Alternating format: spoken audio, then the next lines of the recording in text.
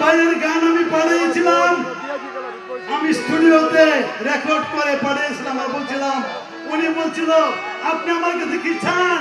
আমি চাইছিলাম যে আমি চাই দুর্গাপুর এবং গোলমাহান্ডা আপনি এমপি হন।